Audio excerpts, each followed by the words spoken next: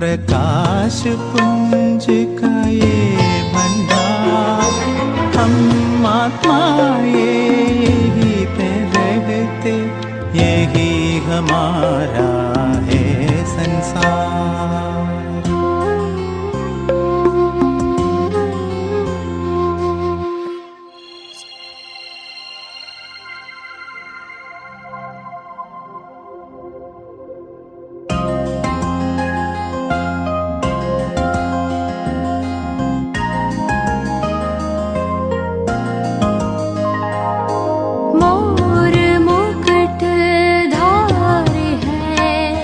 वैकुंठवासी है हम, ताज तख्त तिलक के देव कुल के हैं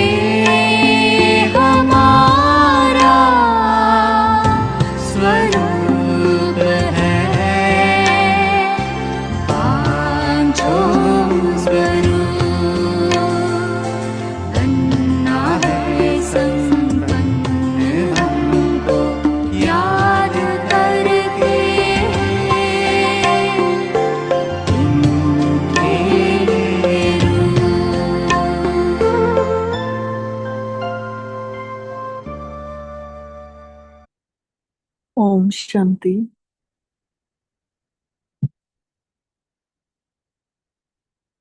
बाबा मिठड़े जो आह्वान कंदासीं, सॾु कंदासीं।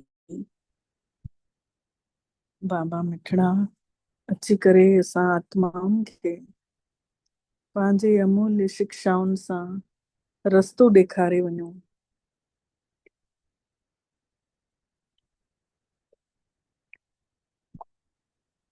महसूस कयूं शिव बाबा सृष्टि जो नियंता असांजो हिकिड़ो ई सॾु ॿुधी करे तुरंत हिन धरती ते अची हाजिर थिया आहिनि। असां आत्माउनि खे ज्ञान रत्ननि सां अमीर ठाहिनि था, शाहूकार ठाहिनि था। अॼु जी वाणी आहे 7 तारीख़ जी 7 अगस्त 2025।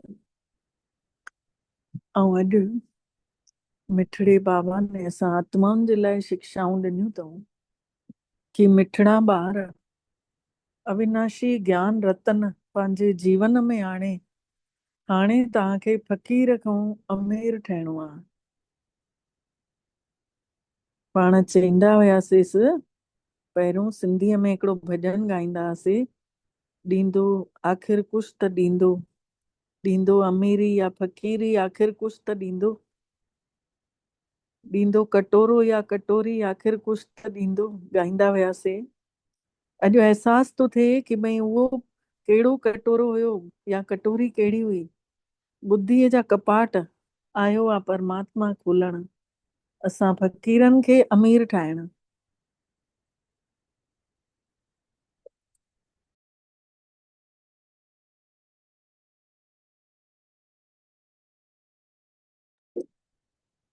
त बाबा चवनि था कि तव्हां फ़कीरनि खे अमीर ठाहिणो आहे हाणे, त तव्हां आत्माऊं आहियो रूप ऐं बसंत।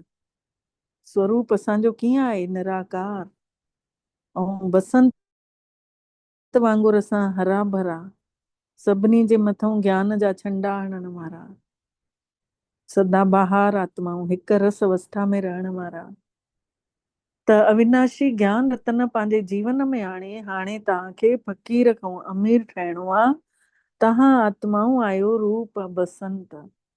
प्रश्न पुछनि था, कहिड़ी शुभ भावना रखी करे पुरुषार्थ में हमेशा तैयार रहणो अथव। कहिड़ी हिकु अहिड़ी शुभ भावना रखूं ऐं पुरुषार्थ कंदे रहूं। त परमात्मा उत्तर ॾियनि था, हमेशा इहा ई शुभ भावना रखणी अथव कि असां आत्माऊं सतो प्रधान हुयासीं, सच्चाईअ जी ऊंची अवस्था ते हुयासीं। असां ई आत्माउनि ने परमात्मा खां शक्ति वरिती हुईसीं, हाणे वरी सां वठूं था पिया। इन्हीअ शुभ भावना सां पुरुषार्थ करे सतो प्रधान ठहिणो आहे, सच्चाईअ जी ऊंची अवस्था ते ही टिकणो आहे। ईअं न सोचणो आहे कि सभु त सतो प्रधान थोड़े ई ठहंदा। बाबा चवनि था ईअं न सोचणो आहे कि सभु सच्चा थोड़े ई ठहंदा। बाबा चवनि था न, याद जी यात्रा ते रहण जो पुरुषार्थ कंदे रहो। सेवा कंदे कंदे ताक़त वठणी आहे बाबा खां। ईअं न कि छड़ो सेवा कयूं याद न कयूं। त याद जी यात्रा में बि हुजऊं, सेवा बि कयूं, ताक़त बि वठूं। त बाबा चवनि था अहिड़ा संकल्प ई न लायो कि सभु सतो प्रधान थोड़े ई ठहंदा। तव्हांखे ईअं सोचणो ई कान्हे। गीत आहे अॼु जो, हिन पाप जी दुनिया खां काॾे परे वठी हल, जाते सुख चैन हुजे।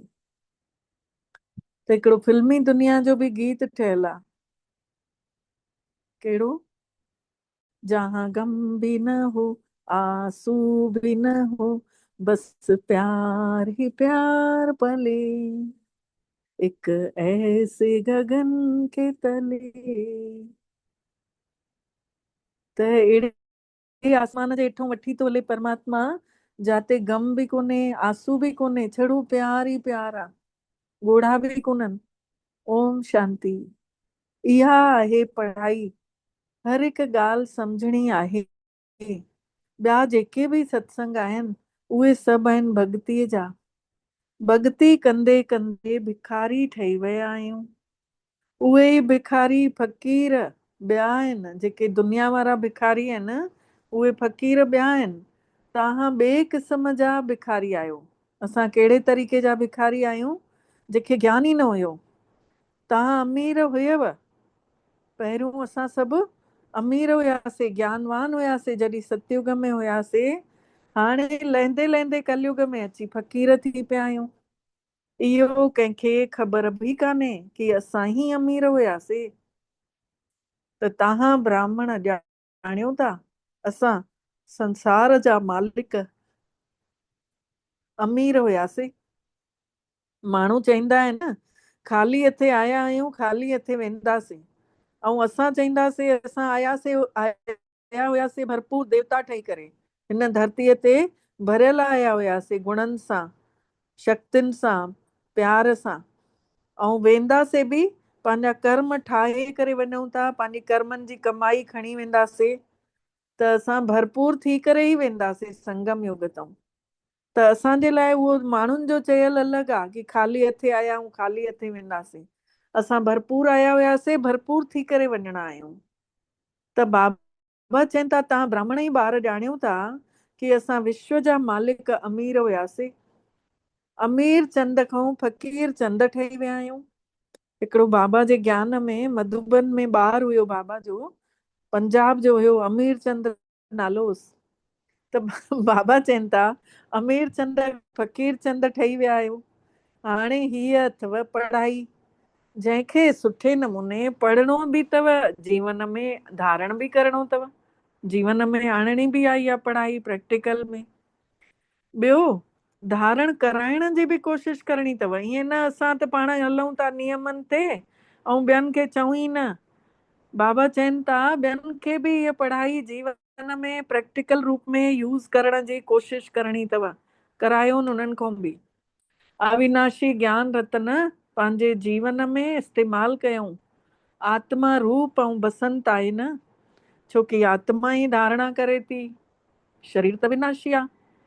कम जी जेका शइ न हूंदी आहे उन खे साड़े छॾिबो आहे न। जेका कम जी शइ कान्हे उन खे बाबा चवनि था साड़े छॾिबो आहे न। शरीर बि कम जो नथो हुजे त उन खे आग में साड़े छॾींदा आहिनि। आत्मा खे त बाहि न लॻाईंदा आहिनि। असां त आत्माऊं आहियूं। जॾहिं खां रावण जो राज्य आयो आहे त माण्हू देह अभिमान में अची विया आहिनि। मां शरीर आहियां इहो पक्को थो थी वञेव। आत्मा त अमर आहे। अमरनाथ परमात्मा अची आत्माउनि खे अहिड़ो ज्ञान ॾेई अमर थो ठाहे छॾे। भॻवानु अचे थो अहिड़ो ज्ञान ॾेई अमर थो ठाहे छॾे। उते त असां पंहिंजे समय ते पंहिंजी मर्ज़ीअ सां हिकु शरीर छॾियूं था, ॿियो वठूं था। काथे? जाते आत्म स्वरूप में आहियूं, सतयुग में। छोकी आत्मा उते मालिक आहे कर्मेंद्रनि जी। जॾहिं चाहियूं शरीर छॾे ॾियूं, उते शरीर जी उमिरि वॾी थींदी आहे। सतयुग में शरीर जी उमिरि 125 साल 150 साल ईअं हूंदी आहे। जीअं नांग जो मिसाल बाबा ॿुधाइनि था, जीअं नांग हूंदो आहे न, पंहिंजी पूरो उमिरि पूरी थींदी अथसि त खल छॾे वेंदो आहे।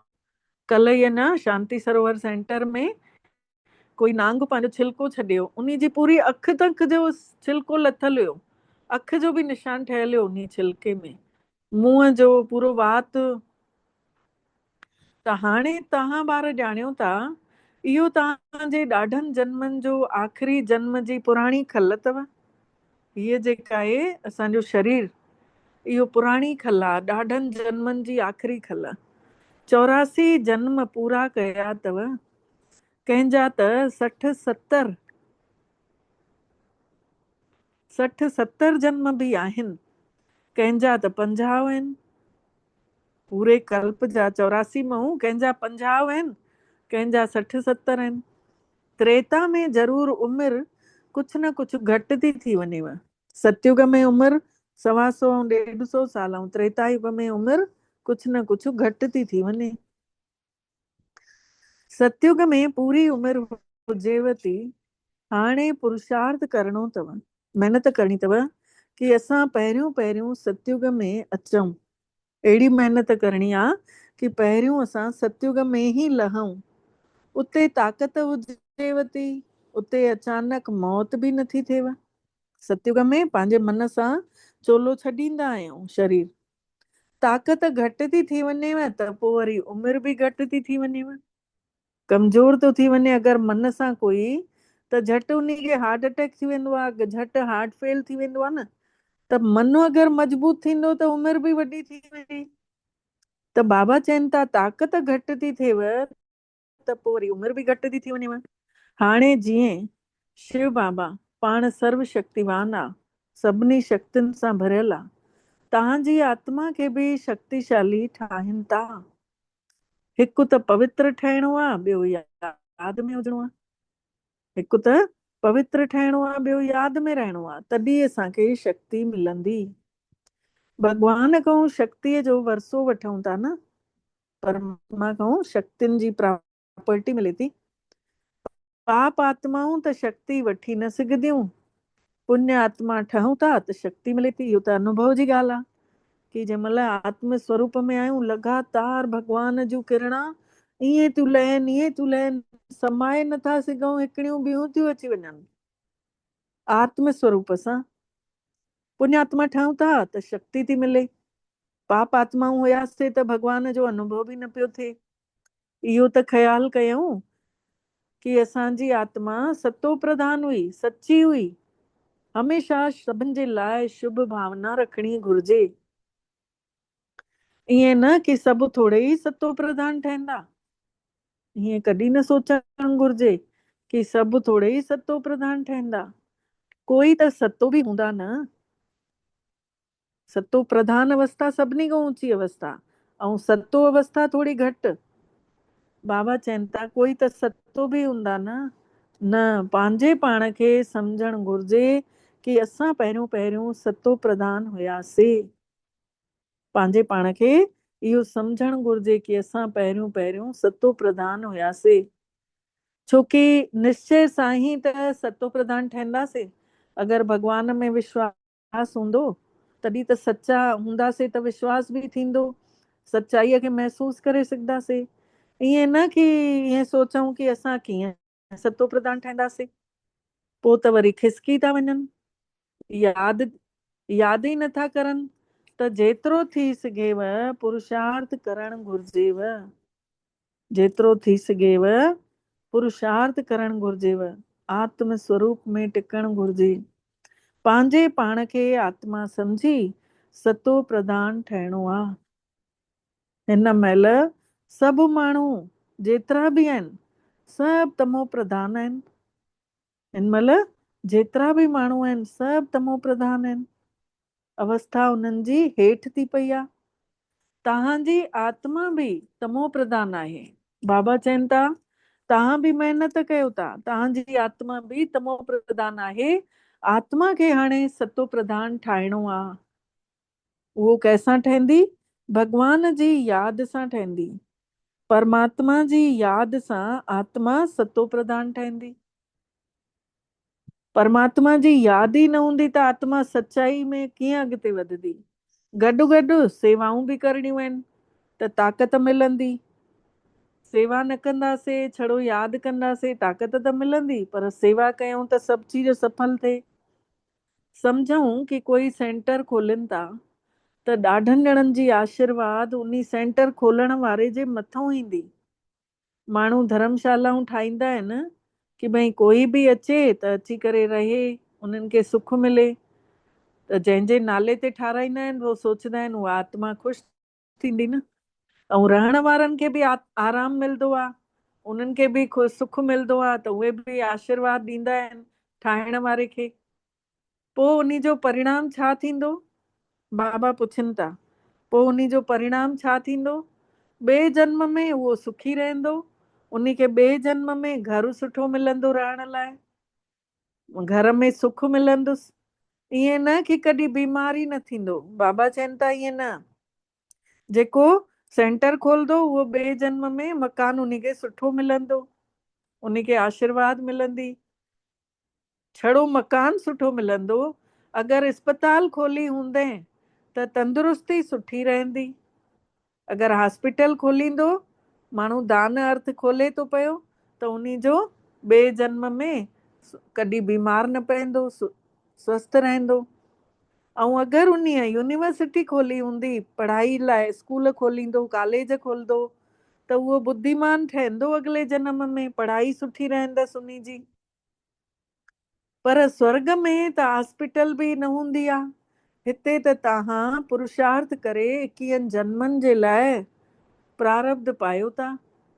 बाक़ी उते अस्पताल बि न हूंदी, कोर्ट बि न हूंदो, पुलिस बि न हूंदी। हिते ई आहे सभु, हिते लड़ायूं झगड़ा हिते ई आहिनि।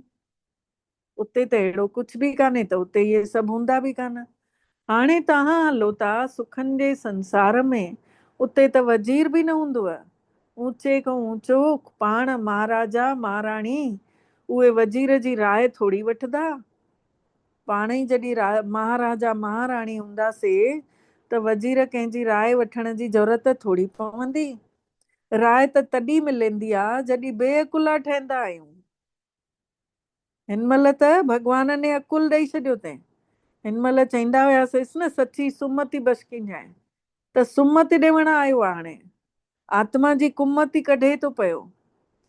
कुमति, कुमति निवार सुमति के संगी, चईंदा आहिनि न हनुमान चालीसा में, कुमति खे हटाए थो पियो, सुमति खे ॾे थो, उन्ही जो संग थो कराए पाण परमात्मा। त बाबा चवनि था कि ॾिसो बेअकुला ठहो था त पोइ तंहिं महिल तव्हांखे सलाहूं वठण जी बि ज़रूरत पएव थी। पोइ कंहिंखे न कंहिंखे वज़ीर रखो था, कोई न कोई रखो था जेको तव्हांखे सलाह ॾेव। जॾहिं विकारनि में किरो था पोइ तव्हांखे वठण जी सलाह वठण जी ज़रूरत पएव थी। ऐं हीअ रावण जी राजाई आहे, हिते त बिल्कुलु ई बेअकुला, हिते त बिल्कुलु तुच्छ बुद्धि था ठही वञो। बुद्धि जंहिंजी हेठि स्तर वारी थी वञेव। इन करे विनाश जो रस्तो ॻोल्हींदे रहनि था। पाण सम्झनि था असां संसार खे ॾाढो ऊचो ठाहियूं था, पर इहो त अञा ई हेठि था किरंदा वञनि। महसूस कयो अथसीं न सभिनी खे, अञा ई हेठि था किरंदा वञनि। हाणे त विनाश साम्हूं बीठल आहे। तव्हां ॿार ॼाणियो था कि असांखे घर वञिणो आहे। असां भारत जी सेवा करे दैवी राज्य स्थापना कयूं था। हिन भारत जी सेवा ते आहियूं असां, ऐं देवी देवताउनि जो राजाई स्थापन कयूं था। पोइ असां ई राजाई कंदासीं। चयो बि वियो आहे न, फॉलो फादर। भॻवान आहे असांजो माता पिता, उन्ही खे असां फॉलो कयूं था। चईंदा आहिनि माण्हू कि पुट सां पीउ जो नज़र ईंदो आहे, पुट सां पीउ नज़र ईंदो आहे। ॿई हिक ॿिए खे प्रत्यक्ष कंदा आहिनि। चईंदा आहियूं न फलाणे जो पुट अथई, पूरो सूद उन वांगुरु थो लॻई। ऐं कंहिंखे चईंदासीं हे फलाणे जो पीउ अथई, हिन जो उहो पुट अथई, इन करे हिन में उहे ई सेम गुण अथसी। त बाबा चवनि था, ॿार ॼाणनि था कि हिन महिल शिव परमात्मा ब्रह्मा जे शरीर में अची असांखे पढ़ाइनि था। सम्झाइणो बि ईअं आहे असांखे सभिनी खे। असां ई ब्रह्मा खे भॻवान या देवता नथा मञूं। इहा ॻाल्हि बाबा चवनि था सभिनी खे सम्झायो कि हे त पतित हुयो, भॻवान ने त पतित शरीर में आयो आहे। हिन माण्हुनि जी सृष्टिअ जे वण में ॾिसो, सभिनी खां मथे चोटीअ में बीठो आहे, ब्रह्मा जे तन में। ऐं हाणे हेठि बि ॾेखारंदा आहिनि न कल्प वृक्ष वारे वण में, जड़ में बि ब्रह्मा ऐं मथे बि ब्रह्मा, नयन पतन में बि ब्रह्मा। त भॻवान चए थो, पाण परमात्मा चए थो, ॾिसो सृष्टिअ जे वण में सभिनी खां मथे चोटीअ ते बीठल आहे, अपवित्र आहे। पोइ वरी हेठि पवित्र ठहिण लाइ तपस्या करे पोइ देवता ठहे थो। ब्रह्मा बाबा जेॾी महिल परमात्मा प्रवेश थो करेसि तंहिं महिल अपवित्र आहे। ऐं जड़ में बि ॾेखारियो अथई न, गुप्त रीति सां हेठि तपस्या करे थो। उहो देवता ठहण जी तपस्या थो करे, सुठो ठहण जी। तपस्या करण वारा आहिनि ब्राह्मण। तव्हां ब्रह्मा कुमार ब्रह्मा कुमारियूं सभु राजयोग सिखो था। केतिरो क्लियर अथव। इन में योग ॾाढो सुठो हुजणु घुरिजे। यादि में न रहंदव, यादि में रहंदव ई न त मुरलीअ में बि ताक़त न ईंदव। जेसि ताईं भॻवान खे यादि न कंदासीं त मुरली बि कीअं ताक़त वारी महसूस थींदी। जेके ॿुधंदा उहे बि न त विसरी वेंदा। ताक़त मिलंदी ई आहे शिव परमात्मा जी यादि सां, ऐं यादि सां ई असां सतो प्रधान ठहींदासीं। न त सजाऊं खाई वरी पद बि घटि पाए वठंदासीं। मूल ॻाल्हि कहिड़ी आहे? यादि जी, जंहिंखे ई भारत जो पुराणो योग चयो वेंदो आहे। मूल ॻाल्हि आहे यादि जी, जंहिंखे भारत जो पुराणो योग चयो वियो आहे। हे ज्ञान त कंहिंखे ख़बर ई कान्हे। पहिरियों ऋषि मुनि चवंदा हुया, रचयिता ऐं रचना जे आदि मध्य ऐं अंत, शुरूआत कीअं थी, विच में कीअं थी वियो, हाणे अंत कीअं थो थिए, इहो असां नथा ॼाणियूं। ईअं ऋषि मुनि चईंदा हुया। उहो ॼाणे बेअंत, ॼाणे उन जी माया, उहो अपरम अपार आहे। बाबा चवनि था, तव्हां बि त पहिरियों कुझु न ॼाणींदा हुआ। पंजनि विकारनि ने तव्हांखे हिकदमि हेठि केरे छॾियो अथई। हाणे ॾिसो हे पुराणो संसार सड़ी करे बिल्कुलु भस्म थी वञिणो आहे, कुझु बि रहणो नाहे। तव्हां सभु नंबरवार पुरुषार्थ कयो था, महिनत कयो था भारत खे स्वर्ग ठाहिण जी, उहा बि तन मन धन सां सेवा कयो था। तन बि सेवा में लॻायूं था, मन सां बि भॻवान खे यादि कयूं था, ऐं जेका श्रद्धा पए थी धन बि लॻायूं था। प्रदर्शनी में बि तव्हां खां पुछनि था त तव्हां चओ कि असां बीके पंहिंजे ई तन मन धन सां भॻवान जी आज्ञा ते सेवा करे राम जी राजाई ठाहियूं था। बाबा चवनि था कोई तव्हां खां पुछनव था प्रदर्शनी में त तव्हां उन्हनि खे ॿुधायो कि असां ई तन मन धन सां सेवा करे राम जी राजाई ठाहियूं था। गांधी त ईअं न चवंदो हुयो कि असां भॻवान जी आज्ञा ते राम जो राज ठाहियूं था। हिते त पाण हिन में श्री श्री 108 शिव बाबा वेठो आहे, कंहिंमें ब्रह्मा जे तन में वेठो आहे, ऐं 108 जी माला बि ठाहिनि था। माला त वॾी ठहंदी आहे,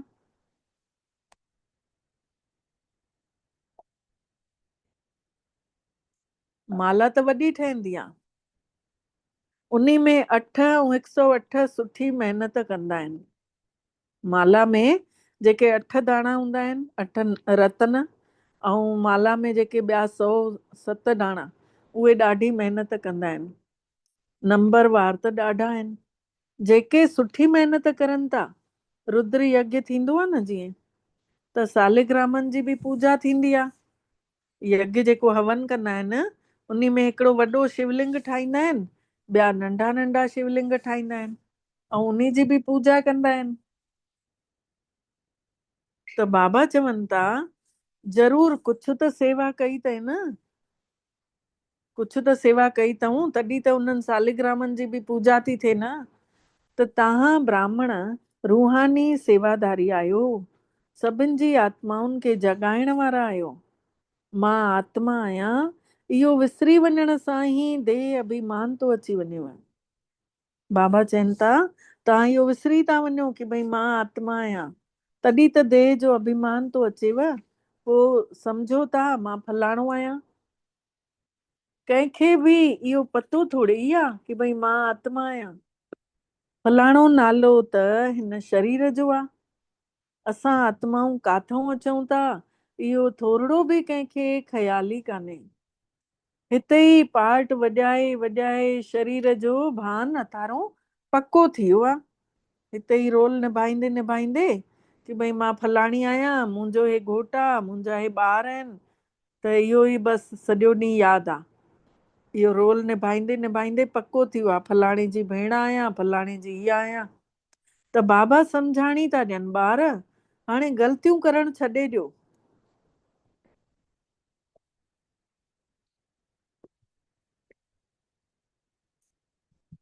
माया ॾाढी ज़बरदस्त अथव। तव्हां लड़ाईअ जे मैदान में आहियो, तव्हां आत्म अभिमानी ठहो। आत्माउनि ऐं परमात्मा जो हे मेलो हले थो, ॻाईंदा बि आहिनि न, आत्मा परमात्मा अलग रहे बहुकाल, सुंदर मेला तब लगा जब सतगुरु मिला दलाल।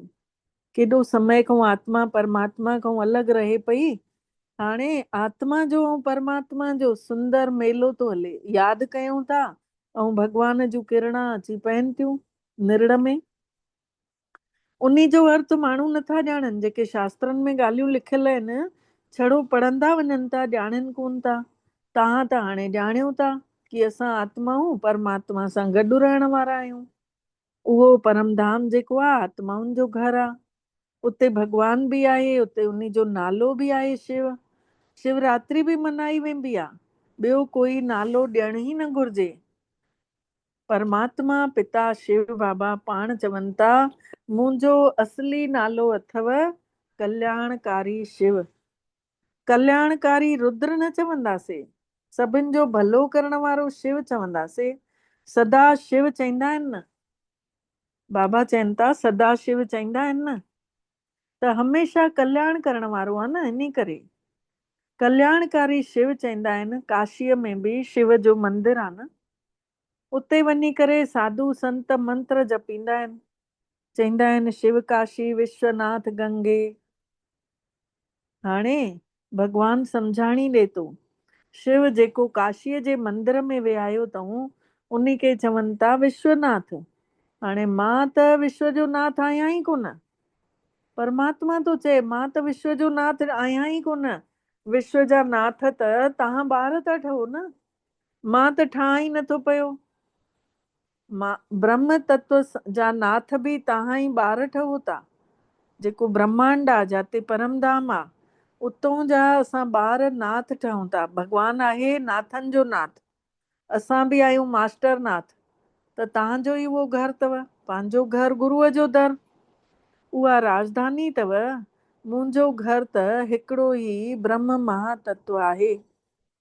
मां स्वर्ग में अचां ई नथो। बाबा चवनि था, परमात्मा चवनि था मां स्वर्ग में त अचां ई नथो, न ई मां नाथ थो ठाहां। मूंखे त चवनि ई था शिव बाबा, मुंहिंजो आहे बाबा। ईअं चऊं था त केॾो प्यारो लॻे थो, मुंहिंजो आहे बाबो। जीअं ॿार चईंदो आहे न हे मुंहिंजी आहे। मुंहिंजो रोल ई आहे पतित आत्माउनि खे पावन ठाहिण जो। परमात्मा चए थो कि मुंहिंजो रोल आहे अपवित्र आत्माउनि खे पवित्र ठाहिण जो। सिख बि चवंदा आहिनि न मूत पलीती कपड़ धोए। जेका आत्मा एॾी मेरी थी वई हुई, उन आत्मा रूपी उन जी मैल धोअण लाइ परमात्मा अचे थो, जंहिंमो एॾी बदबू ईंदी हुई, गंदगी चिंबड़ियल हुयसि। पर अर्थ नथा सम्झनि, ॻाए नथा। मूत माने पेशाब थींदो आहे। मूत पलीती कपड़ धोए, एॾी बदबूदार आत्मा थी वई हुई। कंहिंसां तुलना कई अथऊं शास्त्रनि में? ॾिसो, शास्त्र लिखण वारा त इंसान ई आहिनि, जंहिंजी बुद्धि जेतिरी कमु कई इन करे हुननि उहो लिखी छॾियऊं। पर अर्थ नथा सम्झनि, महिमा ॻाइनि था। एक ओंकार सतनाम करता पुरख निर्भव निर्वैर अकाल मूरत अजनी सैभव गुरु प्रसाद ॻाइनि नथा, पर उन्ही जो अर्थ नथा सम्झनि। एक ओंकार मतलब जेको निराकार आहे उहो हिकु ई आहे। सतनाम जंहिंजो नालो सचो आहे। करता पुरख करण वारो उहो परमात्मा आहे। निर्भव जंहिंखे कंहिंजो भव कोन्हे। निर्वैर जंहिंजो कंहिंसां वैर भाव कोन्हे। अजोनी यानी जनम मरण में न ईंदो आहे। सैभव गुरु प्रसाद, उहो उन्ही खे गुरूअ जो प्रसाद ठही मिले थो, जंहिंजे मथां ख़ुशि थो थिए। त परमात्मा चवनि था मां त 84 जा जन्म वठां ई नथो, मां त हिन में लाहां थो हिकिड़ो ई जनम, हिन में ई अचां थो, पर हिन में ब्रह्मा बाबा में। माण्हू 84 जन्म वठनि था, पर हिन जी आत्मा ॼाणे थी कि बाबो मूंसां गॾु इकठो वेठल आहे। कंहिंजी आत्मा? ब्रह्मा जी आत्मा ॼाणे पई कि मूंसां गॾु कोई वेठो आहे ॿियो बि, शिव बाबा वेठो आहे। तॾहिं बि घड़ी घड़ी विसरी वेंदो हुयो, यादि विसरी थी वञेसि पई। इहो दादा जी आत्मा चए थी। दादा जी आत्मा चए थी, ब्रह्मा बाबा जी आत्मा, कि मुंहिंजे ई तन में अची वेठो परमात्मा, ऐं मां ई विसरी थो वञा यादि करणु। मूंखे ॾाढी महिनत करणी थी पए। ईअं न कि मूंसां गॾु वेठो आहे त यादि सुठी रहे थी, न, हिकदमि इकठो आहे। ॼाणियां बि थो कि मूंसां गॾु आहे। हिन शरीर सां जीअं मालिक आहे, पर वरी बि मां विसरी थो वञा पियो। बाबा खे हे शरीर, हे मकान ॾिनो अथई रहण लाइ। शिव बाबा खे ब्रह्मा बाबा ने हे शरीर ॾेई छॾियो अथईंसि रहण लाइ। बाक़ी हिकु कुंड में वञी पाण वेठो आहियां। ब्रह्मा बाबा जी आत्मा हिकु कुंड में वेठी आहे, त वॾो माण्हू थियो न। बाबा चवनि था वॾो माण्हू उहो थियो न, वीचार कयां थो कि पासे में मालिक वेठो आहे सृष्टिअ खे हलाइण वारो, ऐं हे रथ आहे बि उन्ही जो, हे शरीर जेको आहे बि उन्ही जो ई ॾिनल, उन्ही जे ई कम में लॻो आहे। ब्रह्मा बाबा जो शरीर, उहो हिन जी संभाल करे थो। शिव बाबा हिन जी संभाल करे थो। मूंखे शिव बाबा खाराए बि थो। मां उन्ही जो रथ आहियां, ब्रह्मा बाबा चवनि था मूंखे त गिराई बि खाराए थो, मां उन जो रथ आहियां, त कुझु त ख़ातिरी कंदो न मुंहिंजी। इन ई ख़ुशीअ सां खाईंदो आहियां कि 2-4 मिंटनि खां पोइ विसरी थो वञा। बाबा चवनि था खावां तो उन ख़ुशीअ में, पोइ 2-4 मिंट थियनि था पोइ वरी विसरी थो वञा। पोइ तॾहिं सम्झां थो कि ॿारनि वीचारनि खे केतिरी महिनत पवंदी हूंदी। इन्ही करे बाबा सम्झाणी ॾियनि था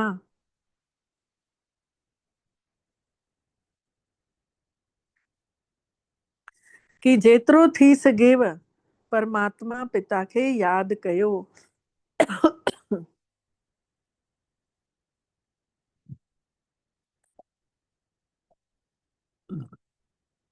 ॾाढो ॾाढो फ़ाइदो अथव यादि करण सां। ऐं जेको क़ाइदे सां यादि कंदो आहे उनखे त फ़ाइदो ॾाढो थींदो आहे नियमनि खे खणी।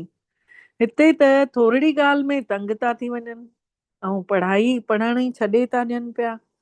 बाबा बाबा चई करे बि छॾे था ॾियनि। बाबा खे पंहिंजो बि ठाहिनि था ऐं ज्ञान बि ॿुधाइण लॻनि था, ॾिसनि बि था दिव्य दृष्टि सां स्वर्ग बि ॾिसनि था ऐं रास बि करनि था।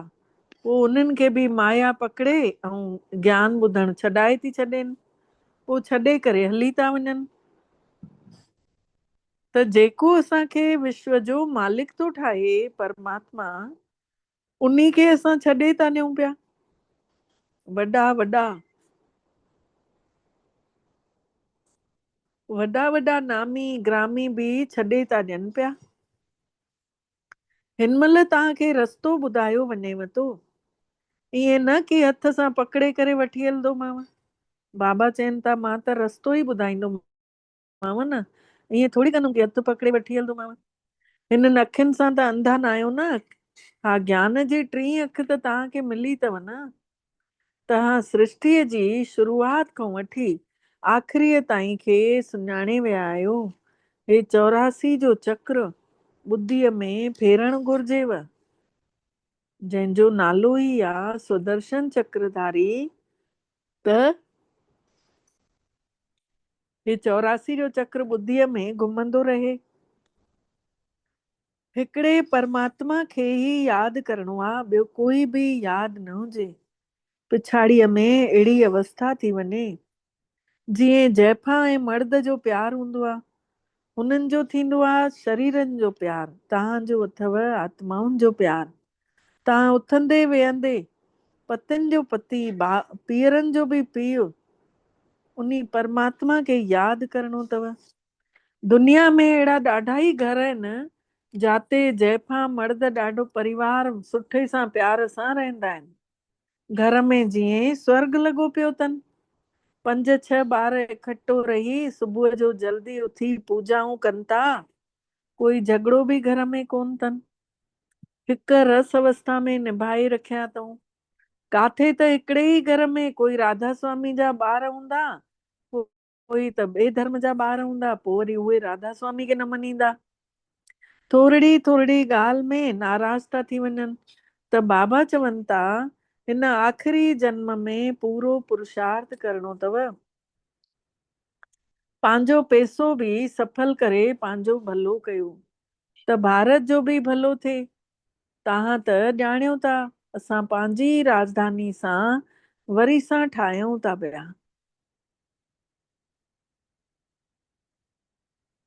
तव्हां ॼाणियो था न असां वरी सां राजधानी ठाहियूं था, उहो बि यादि सां। यादि जी यात्रा सां सृष्टिअ जी शुरूआत खां वठी आख़िरी ताईं खे ॼाणण सां चक्रवर्ती राजा ठही था वञूं, पोइ वरी लहण शुरू थो थी वञे। स्वदर्शन सां स्व उन्नति, पोइ आख़िरीअ में परमात्मा वटि वेंदासीं। पर उन्ही जी आज्ञा ते ई असां ऊंचो पद पाए सघंदा आहियूं, उन्ही जी आज्ञा ते। त भॻवान कोई फांसी ते त नथो चढ़ाए। हिकु त चवे थो पवित्र ठहो, ॿियो चए थो यादि कयो। सतयुग में कोई अपवित्र हूंदो ई कान्हे। देवियूं देवता बि थोड़े ई रहंदा आहिनि। सतयुग में देवियूं देवता बि थोड़े ई रहंदा आहिनि, पोइ आहिस्ते आहिस्ते वधंदा वेंदा आहिनि। देवताउनि जो नंढड़ो सो वणु आहे, पोइ ॾिसो केतिरो वॾो तो वणु थींदो वञे। आत्माऊं सभु ईंदियूं रहनि थियूं पयूं, हे रचियल रचायल खेल हले थो। अच्छा, वरी बाबा जो यादि प्यार। अच्छा, मिठड़े मिठड़े रूहानी ॿारनि प्रति माउ पीउ जो यादि प्यार ऐं गुड मॉर्निंग। रूहानी बाबल जी रूहानी ॿारनि खे नमस्ते, ऐं रूहानी ॿारनि जी बि रूहानी मिठड़े बाबल खे दिल जो यादि प्यार गुड मॉर्निंग ऐं नमस्ते मिठड़ा बाबा नमस्ते। शुक्राना बाबा, तव्हांजा बारंबार शुक्राना जे तव्हां असांखे पंहिंजो कयव ऐं असां सभिनी जो पदमा पदम भाग्य जगायो। धारणा लाइ आहे सार पहिरियों आहे रूहानी सेवादारी ठही करे आत्माउनि खे जाॻाइण जी सेवा करणी आहे। रूहानी सेवादारी ठही आत्माउनि खे जाॻाइण जी सेवा करणी आहे। तन मन धन सां सेवा करे परमात्मा जी आज्ञा ते राम जी राजाई ठाहिण जे निमित्त ठहिणो आहे। भॻवान जी आज्ञा ते हली सभिनी खे परमात्मा जो परिचय ॾियूं ऐं भॻवान जे कम में पाण सभु निमित्त ठही वञूं, ज़रियो ठही वञूं।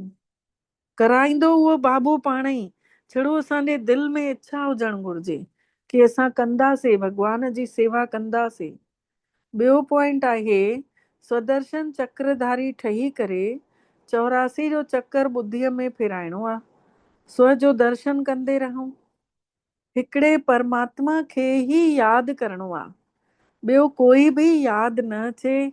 कॾहिं बि कंहिं बि ॻाल्हि में तंग थी करे पढ़ाई कॾहिं न छॾणी आहे। कॾहिं बि कंहिं बि ॻाल्हि में तंग थी करे पढ़ाई कॾहिं न छॾणी आहे। अॼु जो वरदान आहे महसूस कंदासीं पाण मिठड़ो बाबा असांजी अखियुनि जे अॻितां अची हथ मथे ते रखी ॾाढे प्रेम सां दृष्टि ॾियनि था अखियुनि में ऐं मुंहं सां वरदान ॿुधाइनि था ब्रह्मा बाबा जे मुख सां। इन वरदान खे असां सभु पंहिंजे जीवन में आणींदासीं।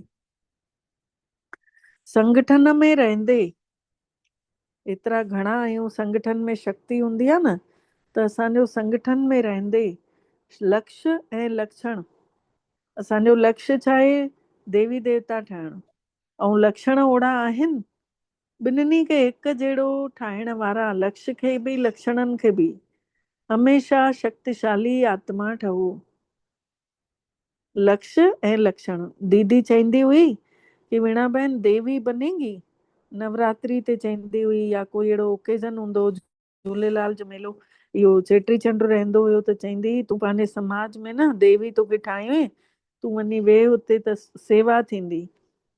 त बाबा चवनि था न लक्ष्य ऐं लक्षण, त तंहिं महिल हिकु टक छड़ो न चश्मो लाहे छॾियो हुयो, हिकु करो पई ॾिसंदी रहां पब्लिक खे जेके बि अचनि पिया। त उन महिल डॉक्टर देवनाथ कोन जुड़ियल हुयो, उते आयो ॾिसण, पर उन लाइ बि संकल्प हलियो हुयो ऐं उहो बि बाबा जो ॿार ठही वियो। त एॾो सुठो लॻंदो हुयो, एॾो सुठो लॻंदो हुयो, थोरी छड़ो कलाक ॿी लाइ ठहियमि ऐं एॾो बढ़िया मज़ो अचणु लॻो। त जंहिं महिल असां हमेशह लाइ ठही वेंदासीं ईअं लक्षण हाणे पंहिंजे अंदरि, त केॾा शक्तिशाली महसूस कंदासीं पंहिंजो पाण खे। त बाबा चवनि था लक्ष्य ऐं लक्षण खे हिकु जहिड़ो ठाहिण वारा सदा शक्तिशाली आत्माऊं ठहो। संगठन में हिक ॿिए खे ॾिसी उमंग उत्साह बि ईंदो आहे त लापरवाही बि थी वेंदी आहे। सोचींदा आहिनि हे बि फलाणो बि त करे थो, पोइ मां बि हलियमि त छा थी वियो। इन करे संगठन सां ई सुठो ठहण जो बि सहयोग वठो। हर कर्म करण खां पहिरियों विशेष इहो ध्यानु हुजेव, इहो लक्ष्य हुजेव कि मूंखे पंहिंजो पाण खे भरपूर ठाहे माण्हुनि जे अॻितां सैंपल ठही रहणो आहे। मूंखे पाण खे करे ॿियनि खे कराइणो आहे। पोइ बार बार इन्हीअ लक्ष्य खे यादि कंदव, लक्ष्य ऐं लक्षण ॿई मिलाईंदे रहंदव त शक्तिशाली थी वेंदव। असांजे जीवन जो उद्देश्य आहे लक्ष्मी नारायण ठहिणु, ऐं असांजे अंदरि गुण आहिनि कि न आहिनि, इहो मिलाईंदे हलूं त शक्तिशाली थी वेंदासीं। स्लोगन आहे, लास्ट में अगरि फास्ट वञिणो आहे, अगरि फास्ट वञिणो आहे, फर्स्ट अचिणो आहे, त साधारण वीचार न हलायूं मन में, व्यर्थ जा वीचारनि में बि समय न विञायूं। जेके फालतू जा वीचार अचनि था, जंहिंजो कोई सिर पहिरी कान्हे, जंहिंजो कोई लाभ हानि कोन्हे, त उन्हनि खे छो सोचूं। त अहिड़ा वीचार मन में हलाइणो ई न आहिनि, छोकी असांखे फास्ट वञिणो आहे, फर्स्ट अचिणो आहे। अव्यक्त इशारे जो पॉइंट आहे, सहज योगी ठहिणो अथव त भॻवान जे प्यार जा अनुभवी ठहंदा वञो। जेके प्यारा हूंदा आहिनि उन्हनि खे हमेशह यादि कयो न, जेको प्यारो हूंदो आहे उन खे यादि कयो न वेंदो आहे, उन जी यादि पंहिंजो पाण ईंदी रहंदी आहे। जेको प्यारो हूंदो आहे, छड़ो प्यार दिलि जो हुजे, सचो हुजे, निस्वार्थ हुजे। जॾहिं चओ था न मुंहिंजो बाबा, मुंहिंजो प्यारो बाबा, त प्यारो त कॾहिं, प्यारे खे त कॾहिं विसरी न सघंदा आहियूं। ऐं निस्वार्थ प्यार सिवाय परमात्मा जे ॿियो कंहिं बि आत्मा खां मिली न सघंदो आहे। निस्वार्थ प्यार इन करे कॾहिं मतलब सां न यादि कयो, निस्वार्थ प्यार में लवलीन रहो। कॾहिं बि मतलब सां न यादि कयो, निस्वार्थ प्यार में लवलीन रहो। अच्छा, ओम शांति। अॼु सूचना आई आहे कि भई जेके बि ॿार राजयोग जो कोर्स 7 ॾींहंनि जो न कयो अथऊं त उहे जन मुरली न ॿुधनि, ऐं जंहिं कयो अथऊं उहे भले ॿुधण अचनि, त चाहे ऑनलाइन हुजनि चाहे सेंटरनि ते हुजनि। त इन करे जंहिं बि रिक्वेस्ट आहे असांजी, जंहिं बि कोर्स न कयो आहे उहे जन मुरली न ॿुधंदा करनि, या त वरी कोर्स करे वठनि, असांखे ॿुधाइनि त पोइ वरी असां उन्हनि खे कोर्स करायूं 7 ॾींहंनि जो, पोइ मुरली सम्झ में बि ईंदनि। ईअं थी वेंदो अधु जल गगरी छलकत जात, अधूरो ज्ञान। पोइ वरी ॿाहिरि माण्हुनि खे ईअं लॻंदो कि भई हा भाई हे ज्ञानी थी करे ईअं था चवनि, छोकी इहो त अधूरो ज्ञान थियो न, राजयोग न कयो ऐं सिधो मुरली में अची विया। अच्छा, ओम शांति। त पंहिंजे बिंदु स्वरूप ते स्थित थी वञूं ऐं पंहिंजो पाण खे ॾिसूं। परमधाम में शिव बाबा सां गॾु पंहिंजो पाण खे महसूस कयूं। मां आत्मा बिंदु स्वरूप।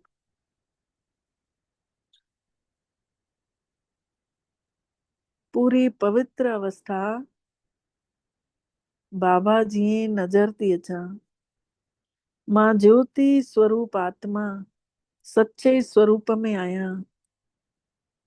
इहो अखंड स्वरूप आहे।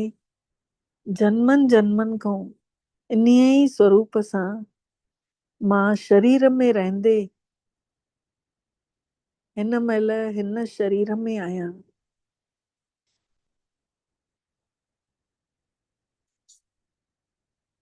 पंहिंजे इन बिंदु स्वरूप सां अंदर ई अंदर पंहिंजे गुणनि खे बि यादि कयूं। मां आत्मा सतयुगी आत्मा आहियां। मां आत्मा शरीर सां भले हिते वेठी आहियां, पर उहा सतयुगी दुनिया यादि थी कयां। सोन जी दुनिया, देवियूं देवता, अपार सुख, खाइण लाइ 56 भोग, देवियुनि जो स्वरूप पंहिंजो पाण जो ॾिसूं। कीअं प्रसिद्ध थियूं थी वञनि देवियूं, माण्हू उन्हनि जो स्वागत था करनि।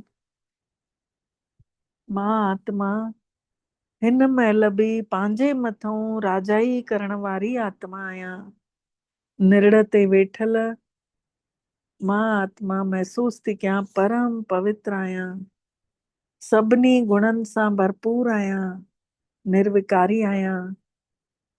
मर्यादा में रहण वारी आहियां। महसूस कयूं, ॾिसूं चारो तरफ़ भगत ई भगत। महसूस कयूं भारत में रहण वारा ॻाइनि था भॻवान जा गीत, जय जयकारा था लॻाइनि, शंख था वॼाइनि ऐं प्राप्तियुनि जी उमेद लॻाए करे करनि था। कि हे मां शक्ति ॾे, हे मां शक्ति ॾे। महसूस कयूं गीतनि सां असांजे अंदर, महसूस था कयूं ईअं गीत ॻाईंदे ॻाईंदे असां भगतनि जी मनोकामनाउनि खे पूरा कयूं था, दृष्टि ॾियूं था। शिव बाबा सभिनी गुणनि खे असाम्हूं ई ॾेखारी ॾियनि थो पियो, भगतनि खे संतुष्ट थो करे। भगतीअ जो हे द्वापर ऐं कलयुग धीरे धीरे गुज़रंदो वञे थो। महसूस कयूं अची था वञूं हिन संगम युग ते, हीरे जहिड़े युग में, जंहिंमें शिव बाबा ब्रह्मा जे शरीर में धरती ते अवतरित थी करे असां ॿारनि खे पंहिंजो ॿार ठाहे छॾियईं। बसि हाणे त काई इच्छा ई न रही, जेको पाइणो हुयो पाए वरितो। महसूस थिए थो बसि परमात्मा जी शक्ति ईअं ई ईंदी रहे ऐं असां पंहिंजो शरीर बि विसरी वञूं, शरीरनि जी दुनिया बि विसरी वञूं, भॻवान जी शक्ति पाए, भॻवान जी दृष्टि पाए। बाबा ने ब्रह्मा बाबा जे मुख सां असांखे पंहिंजो ॿार स्वीकार करे वरितो अथईं। असां सभिनी जो हीरे जहिड़ो जनम ठाहे छॾियो अथईं। महसूस कयूं था सभु शक्तियुनि सां असांखे शक्तिशाली था ठाहींदा वञनि। महसूस कंदे कंदे उन्ही देवताई स्वरूप देवत्व सां भरिजी थी वञा।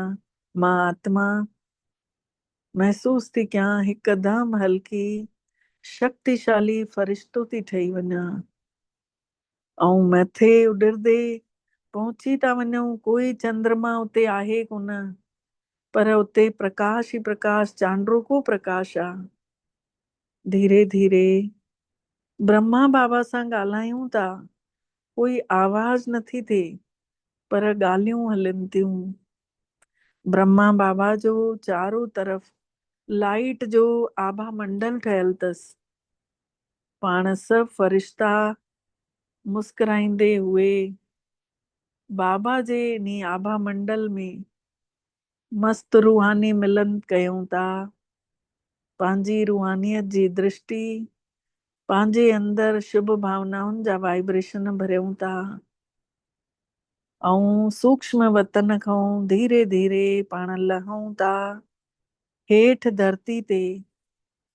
सभु शक्तियूं, सभु गुण, सभिनी आत्माउनि खे भॻवान जो प्रसाद सम्झी विरायूं था। महसूस कयूं असां सभु आनंद स्वरूप आत्माऊं आहियूं। हे असांजो फरिश्तो स्वरूप आहे। पाण सभु आत्माऊं पंजनि स्वरूपनि खे पंहिंजे अंदर ई समाए करे अनंत गुणनि ऐं शक्तियुनि सां सजी विया आहियूं। पाण सभु अनंत शक्तिशाली आत्माऊं आहियूं। महसूस कयूं भॻवान जी इहो असां ॿारनि खे जागरूक करण जो तरीक़ो आहे। असां सभु दैवी शक्तियूं पाण खे महसूस था कयूं शिव जूं शक्तियूं आहियूं। मिठड़े बाबा खे शुकराना चऊं था। बाबल मिठड़ा तव्हांजा केॾा न शुकराना कयूं जे असांखे छा मूं छा ठाहे छॾियो। काथे असां साधारण पिया हुआसीं, काथे अची करे अष्टभुजाधारी ठही विया आहियूं। अष्ट शक्तियुनि सां भरपूर आहियूं। महसूस कयूं उहो देवताई तेजोमय प्रकाश असां आत्माउनि जे अंदर समायल आहे। इहे शक्तिशाली किरणा महसूस था कयूं जेका शक्ति खपे पई सभु कुझु मिली वई। सभिनि जूं मन जूं इच्छाऊं पूरियूं थी वियूं। पाण सभु एकाग्र पवित्र स्वरूप ते ऐं परमात्मा खे शुकराना चऊं था। बाबल मिठड़ा तव्हां त कमाल करे छॾियो। जो असांजो सॼो जीवन तव्हां खुशहाल करे छॾियो अथव। महसूस कंदे पाण बाबल मिठड़े खे शुकराना चऊं था। बाबा मिठड़ा, तव्हांजा बारंबार दिल सां शुकराना जे तव्हां असांखे अॼु अहिड़ो एहसास करायव ऐं असां सभिनी जो पदमा पदम भाग्य जाॻायो अथव। महसूस कयूं शांति असांजो पंहिंजो गुण आहे। असां पूरी तरह सां शांत आत्माऊं आहियूं। श्वासन ॾे ध्यानु केंद्रित कयूं कि हीअ श्वास वठण वारी केरु आहे? आत्मा। मां आत्मा ऐं हो मुंहिंजो पिता परमात्मा। ओम शांति, ओम शांति, ओम शांति। तव्हां सभिनि जा बि दिल सां शुकराना, सभिनी ब्राह्मणनि जा, फरिश्तनि जा, देवताउनि जा दिल सां शुकराना। ओम शांति, ओम शांति।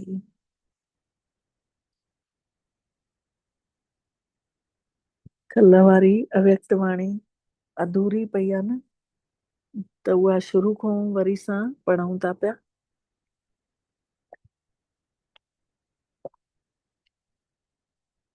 साकार जो सिंगार जो प्रैक्टिकल स्वरूप अव्यक्त स्थिति ठाहे करे ॾेखारियो। अॼु जेॾी महिल दादी वतन में वई, जीअं ई मां पहुतमि, बाबा सामने त हुया ई साम्हूं, लेकिन छा ॾिठो कि ब्रह्मा बाबा जे गले में ढेर जूं ढेर मालाऊं पयला हुयसि। पोइ बाबा ने चयईं, हीअ माला लाहे त ॾेखार। त माला लाथी त काई वॾी माला, काई नंढी माला। त असां पुछियोसींसि बाबा खां, दादी चए थी असां पुछियोसींसि कि बाबा हिन जो रहस्य छा आहे? त बाबा चयईं, ॿार इहे सभिनि जे उलाननि जूं मालाऊं आहिनि। छोकी ॿार जंहिं महिल बि एकांत में वेहनि था त बाबा जे प्यार में उलाना ई ॾियनि था पिया। हर हिकु ॿार ने पीउ खे उलाना जी माला, उलाननि जी मेणनि जी माला पाराए छॾी अथऊं। दुनिया में बि ॾिठो वञे न, सॼी उमिरि माउ पीउ कुझु बि केतिरो बि सुठो करे, लेकिन अगरि हिकु शइ न पूरी करे सघे त चईंदसि तूं त आहीं अहिड़ो,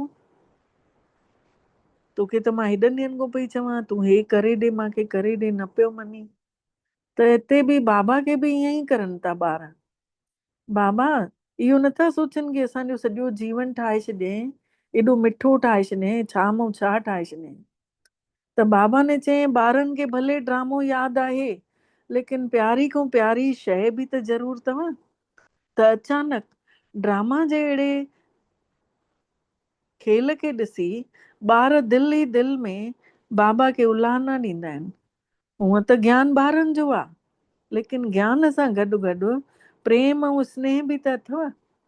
इन करे इन्हनि उलाहननि खे ग़लति न चवंदुमि। बाबा चवनि था इहे जेके मेणा ॾिना अथऊं इन्हनि खे मां ग़लति न चवंदुमि। वरी बि मां पुछांमानि कि बाबा तव्हां इन जो उत्तर छा ॾिनव? दादी ने वरी पुछनि त बाबा चयनि, जहिड़ो ॿार तहिड़ो उत्तर। बाबा ने चयनि, मां बि उत्तर में ॿारनि जी उलाहननि जी माला पारायां थो ॿारनि खे। बाबा बि ॿारनि खे उलाहननि जी माला पाराइनि था। उहे कहिड़ियूं? वरी बाबा ने ॿुधायईं, जेके परमात्मा जी आश ॿारनि में हुई, उहे साकार रूप में ॿारनि ने न ॾेखारी अथऊं। भॻवान जी जेका आश हुई उहा साकार में ॿारनि ने ज्ञान में अची करे बि न ॾेखारी अथऊं।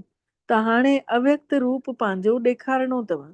बाबा ने चयईं, इहो उलानो बि मिठड़ी रूह रियान अथव। इहो बि खेल पाल ॿारनि जो ई अथव। इहो बि खेल पाल जेको हले थो इहो बि ॿारनि जो ई आहे। साकार रूप में जेके बि बाबा ने सिंगार करायो अथई न, उहे हाणे अव्यक्त वतन में ॾिसंदा। बाबा चवनि था साकार में मां तव्हांखे जेको बि अनुभव करायो उहो सभु तव्हां वतन में ॾिसंदव। इहा सीन पोइ पूरी थी वई। पोइ वरी भोग दादी ने खाराइनि, स्वीकार कराइनि। पोइ बाबा ने पुछे कि बाबा खां पुछे, बाबा तव्हां सॼो ॾींहुं वतन में छा कंदा रहंदा आहियो? त बाबा ने चयईं, हल हल त मां तोखे वतन जो म्यूज़ियम ॾेखारियां थो पियो। तूं त म्यूज़ियम, तव्हां त म्यूज़ियम ठाहिण खां पहिरियों प्लानिंग कंदा आहियो, ऐं बाबा जो म्यूज़ियम त हिकिड़े ई सेकेंड में तयारु थियण वारो आहे। पोइ छा ॾिठईं बाबा ने, हिकु ॾाढो वॾो हाल हुयो।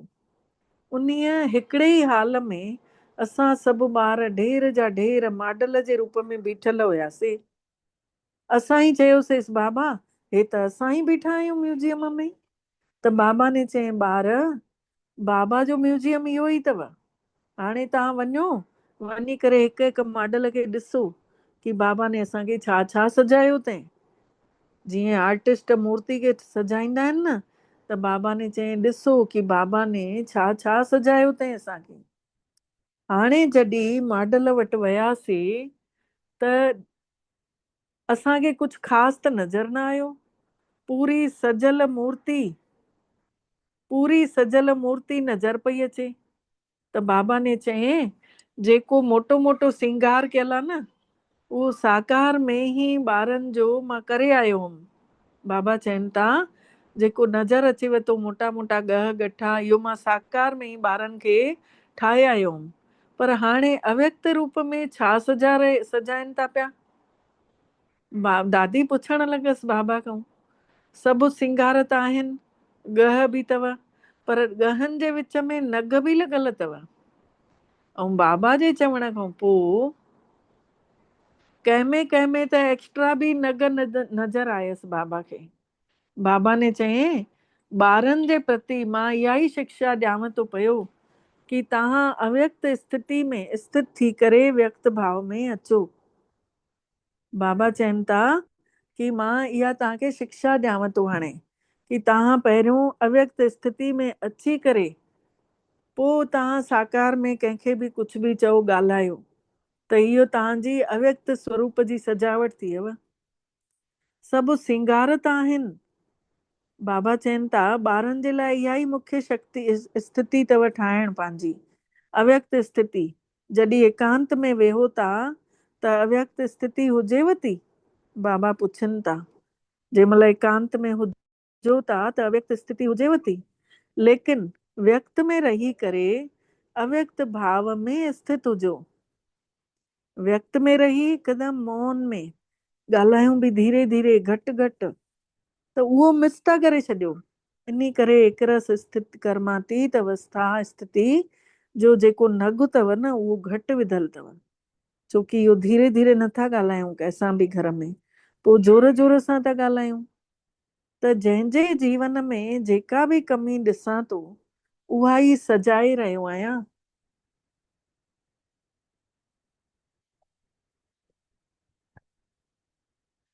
बाबा चवनि था, जंहिंजे जीवन में जेका बि कमी ॾिसां थो, उहा ई सजाए रहियो आहियां।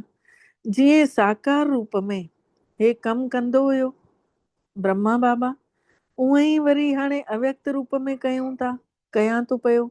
बाबा चवनि था, त ॿारनि खां वञी करे पुछणो आहे कि सॼे ॾींहं में जीअं पीउ पंहिंजे ॿारनि खे सजाए थो, ईअं ॿारनि खे बि भासना अचे थी कि असांखे भॻवानु सजाइण आयो आहे। त इन जी भासना अचे, उन जी ख़ुशबू अचे, उन जे लाइ बाबा चवनि था कि उन्ही टाइम जेके बि योग युक्त ॿार हूंदा न, उन्हनि खे ज़रूर भासना ईंदी कि हाणे बाबा मूंसां ॻाल्हाए थो, हाणे बाबा मूंखे सजाए थो। जीअं मां अव्यक्त वतन में ॿारनि सां मिलां थो, ॿारनि खे बहलायां थो। अव्यक्त वतन में वेंदा आहियूं त लॻंदो आहे न, कंहिंजो हथु पकड़ियो अथईं, कंहिंखे भोग खाराए थो मुंहं में, कंहिंखे दृष्टि ॾिए थो। ईअं बाबा चवनि था, मां अव्यक्त वतन में ॿारनि सां मिलां थो, उन्हनि खे बहलाईंदो बि रहंदो आहियां।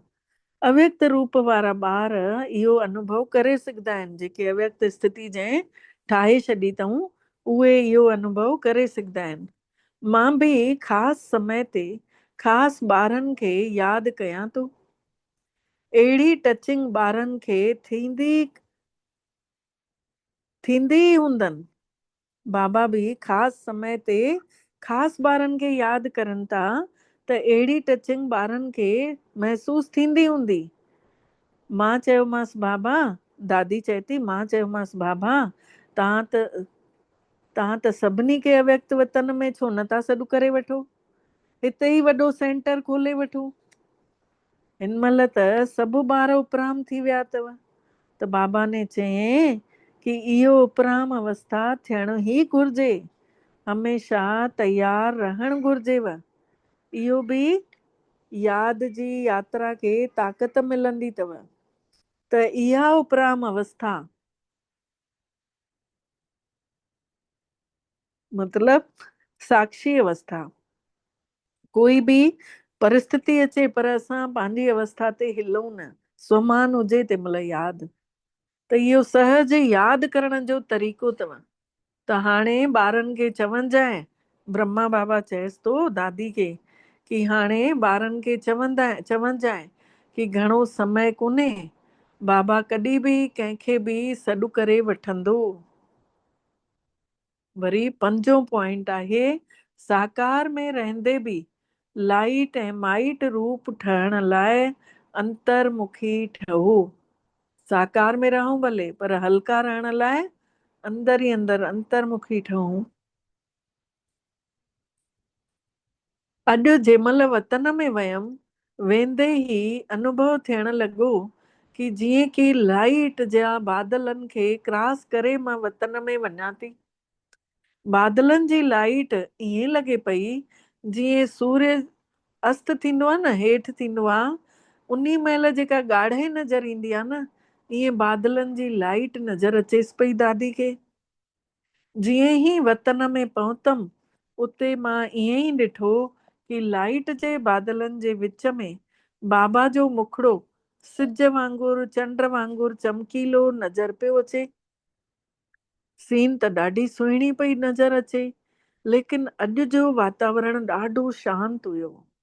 बाबा सां गॾु मुलाक़ात में बि शांती ऐं शक्तिअ जी खुशबू अचण लॻी।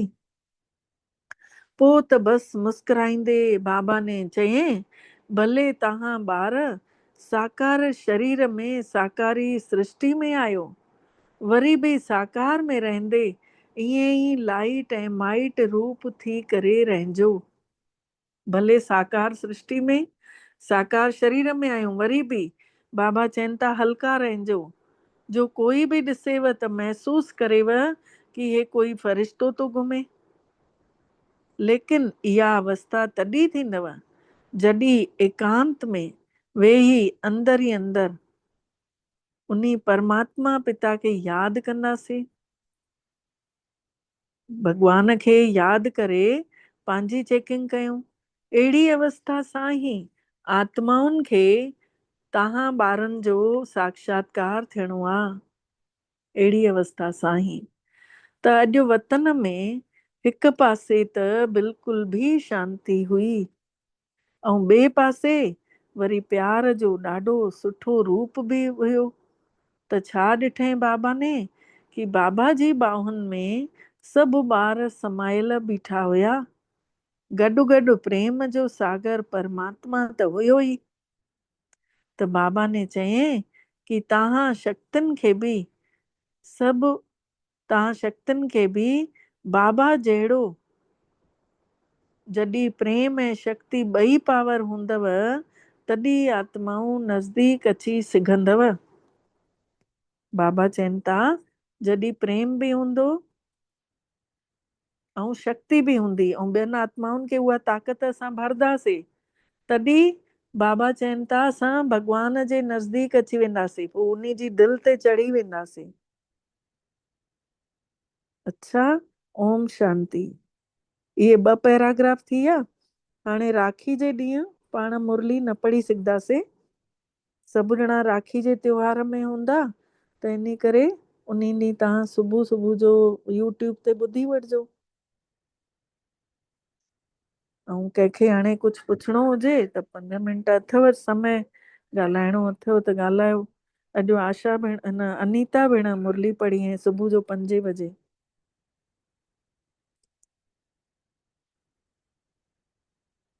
मस्त बाबा ने चांस ॾेई रखेसि। ओम शांति दीदी। ओम शांति। हाँ दीदी, वाह। अॼु हाँ अहिड़ो अनुभव कयो। हाँ।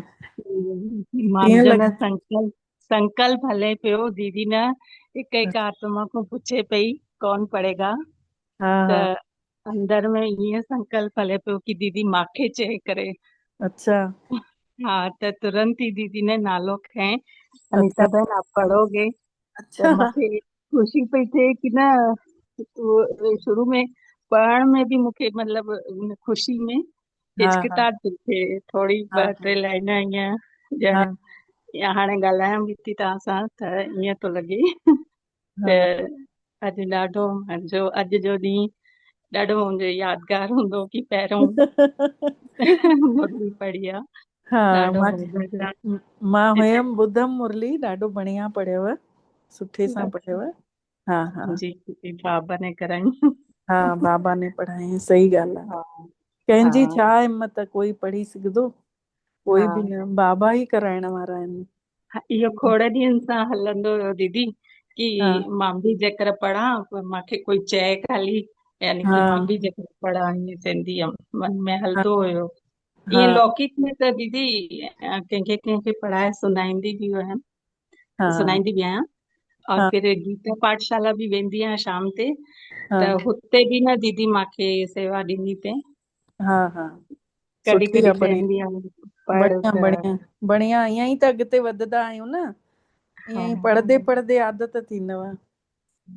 जी दीदी हाँ। हा कांता भेण, हाँ दीदी। हा तव्हां बि प्रैक्टिस कयो न सिंधी मुरली पढ़ण जी, पोइ कंहिं ॾींहुं तव्हांखे बि चांस मिलेव हिंदी मुरली सिंधी मुरली।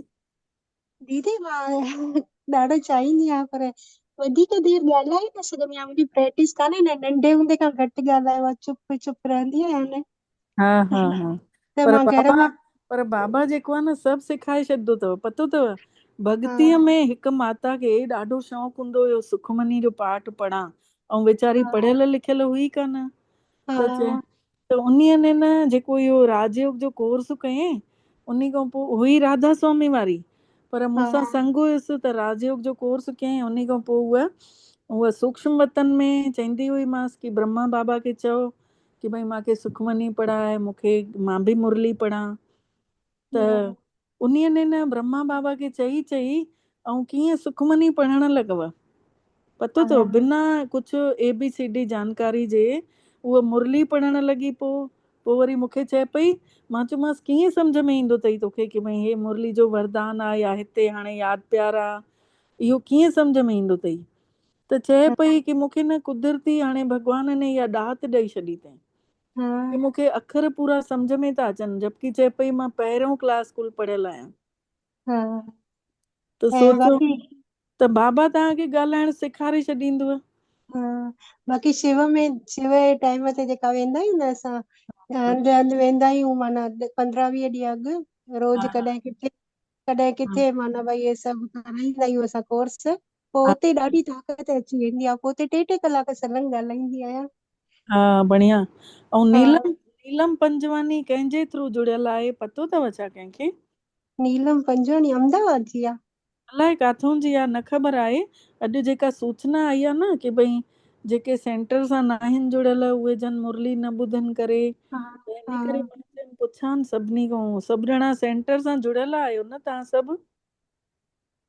हा दीदी असां त हा जुड़ी दीदी आहियूं। जुड़ियल आहियूं असां। हेलो। हा ओम हा हेलो। हा हा हा। हाँ दीदी, ओम शांति। शांति।